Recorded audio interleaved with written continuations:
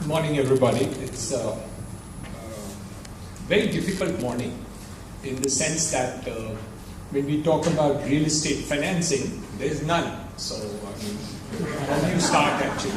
The Raj Mehta is an exception, so please understand that when we talk to Raj Mehta, he's an exception in the entire country, and very few people can emulate the kind of leadership that he has shown as far as that is concerned. So I congratulate him as far as the leadership there is concerned.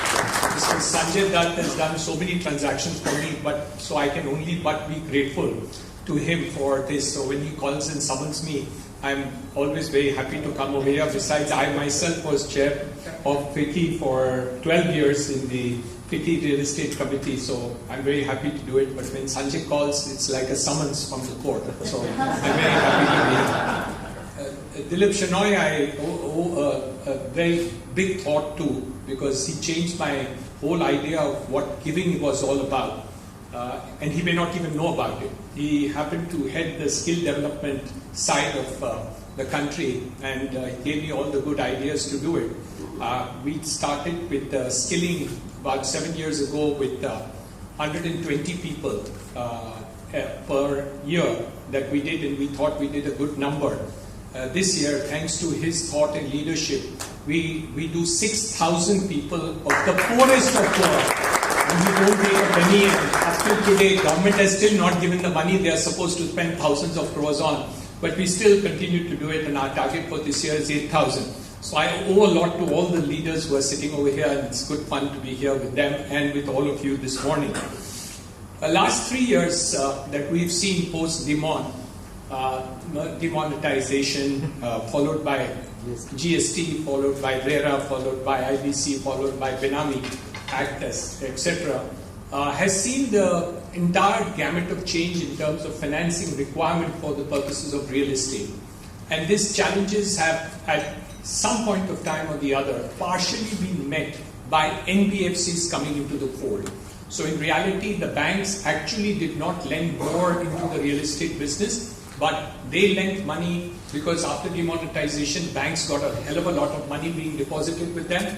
They lent to NBFCs, and NBFCs subsequently lent to the real estate business as far as that is concerned. Post ILFS and all that, this whole run has totally stopped. That's point one. So that's really caused a total amount of confusion in the industry, and also in the entire, not only real estate, but the entire business of financing into all the things, including SMEs, including small businesses. All sorts of things are really in difficulty because of this disconnect which has taken place in the issue of financing at a macro level. Point number two, as far as real estate is concerned, post RERA, because you immobilize 70% of the money specifically for the project. Let's give you an example. I have two buildings or two projects, 100 flats and 100 flats. In one project, I'm able to sell 75% or 80% of the money. So this one has adequate cash flows, etc. In fact, it's throws surpluses which I'm putting in the bank. The second building which I'm constructing, or a second project, I have 100 flats, but I've only sold 10 flats in it, and I want to complete the building because under RERA, I can't slow that down because I don't have 70% sales. But I can't squash the money from project A to project B because it's escrowed. Incorrectly so. Nothing wrong with the escrowing idea. But the requirement of funding for the purposes of real estate has gone up. So where I required for my total projects, let's say 50 crores of rupees for the purposes of doing that project as an input from the real estate developer, I just need 150 crores of rupees to do a similar project. So my requirement of cash financing is gone up 3x, while the sources of funding availability in the marketplace in terms of debt, etc., has actually fallen down tremendously. So we have a kind of a situation which is really done. The second one was GST. When the GST first came, it was 12%. We have stamp duty in Maharashtra, which was 6%. In other states, it could be either slightly higher or slightly lower, but approximately in that region. So if I wanted to buy an under construction thing as a buyer, I would pay 12% plus 6%, 18% under construction. So if I saw a building which was going to be completed in the next 1 year, and I had to pay zero GST at the end of the thing, I will certainly not buy it. So many of the consumers postponed buying the premises or did it and said, all right, तुमको 5 लाख चाहिए, 2 लाख चाहिए तो हम दे देते हैं बयाना, लेकिन हमारा price you confirm so that you don't increase the price when the building is ready, but I will not pay GST as far as that is concerned because I don't want to buy it under construction. So there was a postponement to buy, and that is why many of the reports that you read in the newspapers, whether it's of JLL or Cushman or anybody else, is wrong because they do not map demand. They actually record sales. And the sales unfortunately take place as a postponement of the buyer's intention not to pay GST. Of course, this is now partially corrected. Sorry. This has now been partially corrected by bringing it to 5% and 1% in terms of affordable housing. But it's more psychological, but because the amount of money required by the developer is actually increased because he doesn't get input tax credit which he has collected. So in reality his the cost goes up and his requirement of cash flow in fact has gone up over the period of time. So we naturally approach the government to say that you need to improve the liquidity as far as the banks and other things are concerned. And our representation to Reserve Bank of India, the governor, etc., led to the issue that yes, we must get more funding to give it. Good news is that today the banks have a surplus of 1,75,000 crores of rupees in excess funds lying, which is the highest in the history of India ever. The bad news is that they are not lending anybody. So the excess of liquidity which they are talking about is nonsensical, stupid, and really doesn't make sense to me at all, because ultimately the banks are not supposed to be reservoirs of money which they put into the Reserve Bank of India and lend to PSUs and other companies where the government itself is interested, because they are not able to lend the whole thing, and the line of chain of lending has actually been immobilized simply because we have not been able to get enough credit-worthy takers as far as that is concerned, and that's become an issue as far as the banks and financial institutions is concerned. So what's the real answer? The real answer is that we had a company called Air India and Indian Airlines, and we got 7 other new airlines which came in. So we needed the private people to come in. Not that I don't like Air India, I like Air India, I do travel by Air India, so I'm not against Air India at all. But we need to have many more banks coming. And though there are bad NBFCs, there are many good NBFCs, and we need at least 12 new banks to come in. NBFCs converted into banks very quickly, because this immobilization of action of issuing credit by the banks and financial institutions has to come to an end, and we have great banks, including HDFC, including Kotak Mahindra and other similar banks. So we actually need more funding as far as this is concerned. The second issue was the issue of how to solve the issue of NBFCs. So we again represented to various authorities, including the PMO, Finance Ministry and other things. And for the first time in India, the sovereign, which is the government of India, gave a guarantee to banks lending in the next 6 months to NBFCs to the extent of 50,000 crores of rupees, which are now insured by the government of India for lending into the NBFCs as a temporary measure. My point is very simple, that the deficit is more than 1,50,000 crores. So probably post Diwali we will need another 1 lakh crores of rupees to be funded further into NBFCs if some amount of liquidity is concerned. I give many people the example. Somebody has a Maruti car. I have a Mercedes Benz. But both these vehicles don't have oil in them, which is the liquidity required in the market. Even though I have a big Mercedes Benz, my friends, it doesn't move simply because there is no oil, no liquidity in the market. The Maruti doesn't work, and people say, oh, it's a small fry, so it is not working. It's not true. It's nothing to do being small or big. So even if you're a big company called Tata Motors, you stop working, and you can see what the fall has been in Tata Motors in the last quarterly report which has happened. And it's also about big companies and small. So Fortunately, unfortunately, the liquidity problem is very socialist. It kills small people and big people equally this time. It's not that the big will eat up the small and the small will not be able to survive. If the liquidity does not improve, the big and small will be, I don't know about equally affected, but affected enough to stop the entire economy.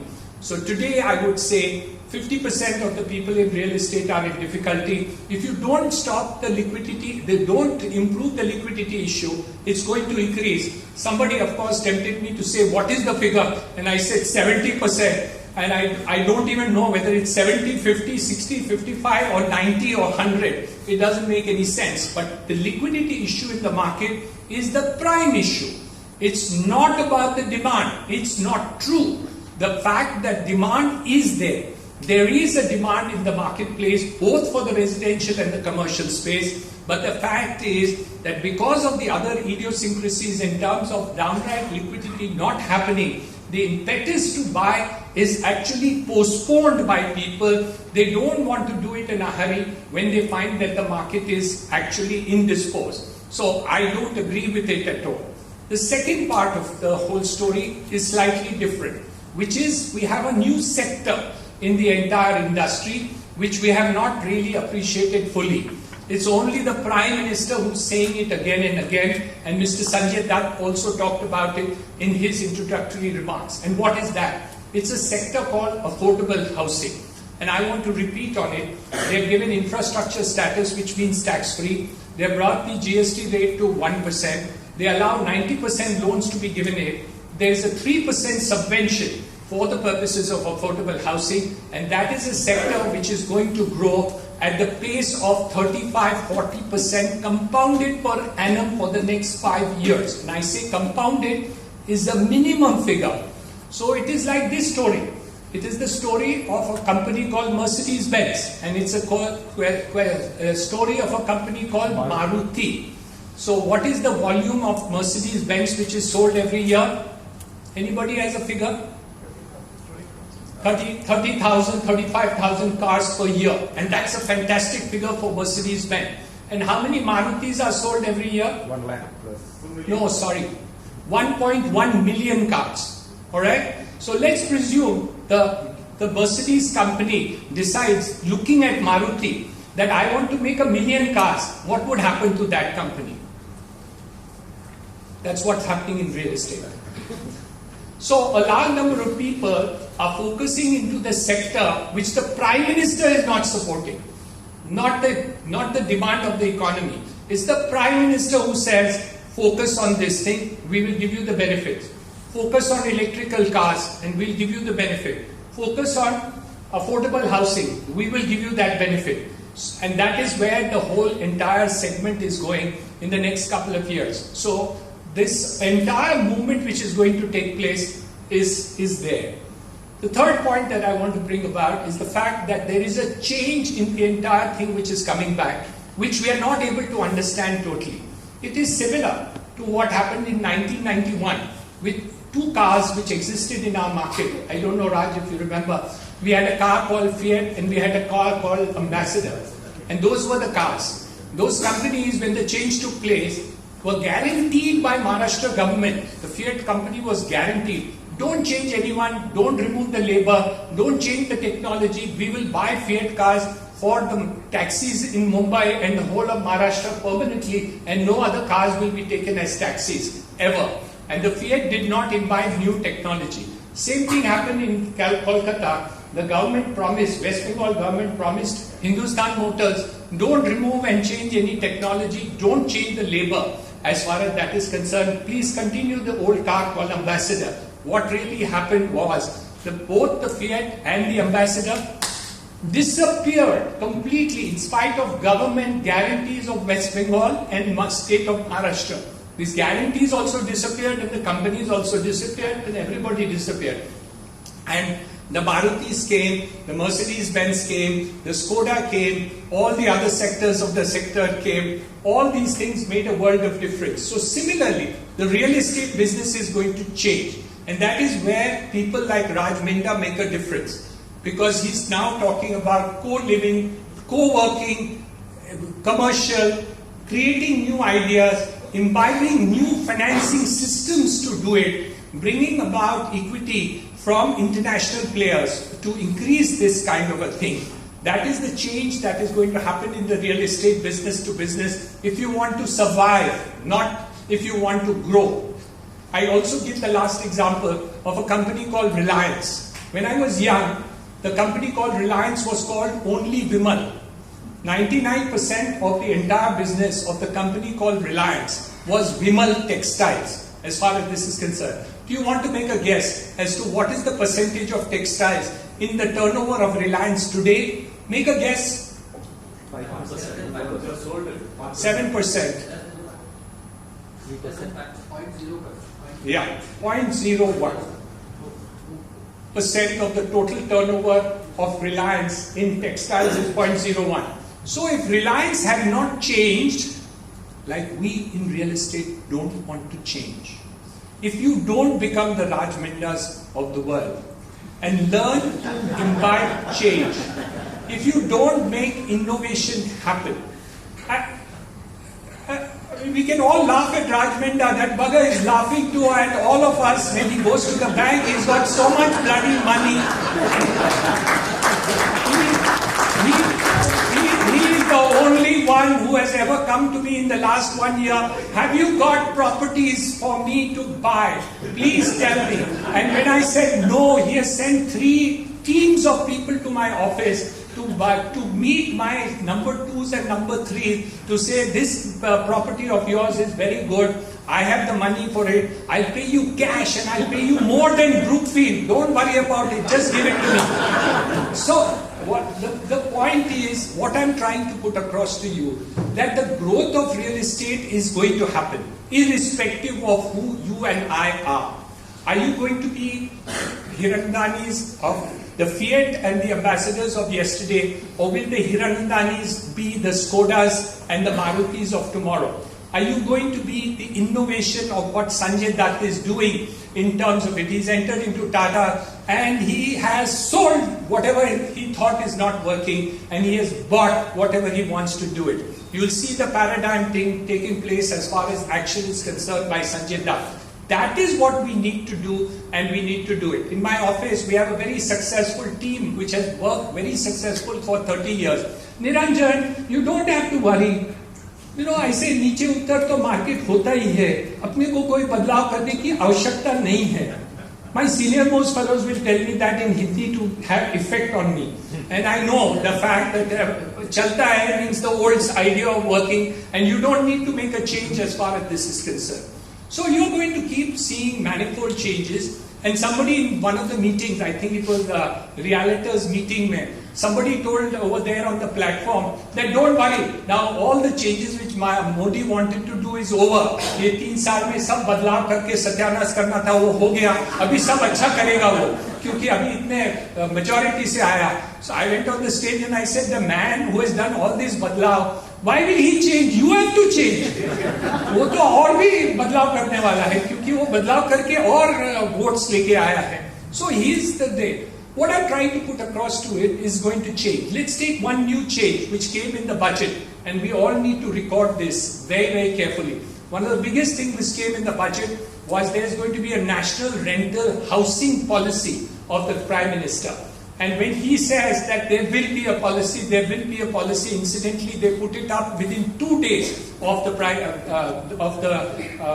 the finance minister's speech. And I promise you, rental housing will happen, and irrespective of it. Just to give you an example, the richest country in the world, the United States, have 50% people living in rental houses from Janam to Maran. So from birth to death, at least 50% of people who are born in America and die in America and are citizens of America don't own a house. It is only in India that we dream that every person on the street, every person who has got a house, and I'm not talking about Ambani alone, every single person in India is supposed to own a house. Now, if he has a house in Delhi and he comes to work in Mumbai, he doesn't have to buy a house, he can have a rental house.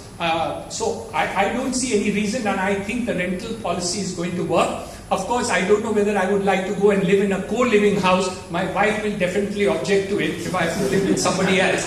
But anyway, Raj Mehta says that he's getting into that co-living and co-working spaces because everybody, the next generation is going to co-live. So I said you can co-love also. Why not anything else as far as that is concerned? What I wanted to say and point out is that the opportunity of real estate is going to grow. The funding financing mechanisms are going to do. But till you don't incorporate new ideas of change, whether led from the Prime Minister or for innovation in terms of financing and funding that you are going to hear today, you will be able to actually ride the wave which is taking place. Or you will be hit by a tsunami if you don't understand how to ride this wave. So I wish you the best. Let's become the Reliance of the world, where whatever you were doing yesterday was only 1% of what you will do tomorrow. I am sure we will learn from all the illustrious people who are sitting on the stage and here down in the audience of the new things that they have done, incorporated, made changes in their lives, of what we need to do. And I promise you that we will be having a wonderful time, and when we ride this change and go over to the other side, it will be bright and beautiful, not dull and cloudy, but we will have adequate water, adequate rain for drinking and enjoying ourselves. Thank you very much. Have a wonderful day.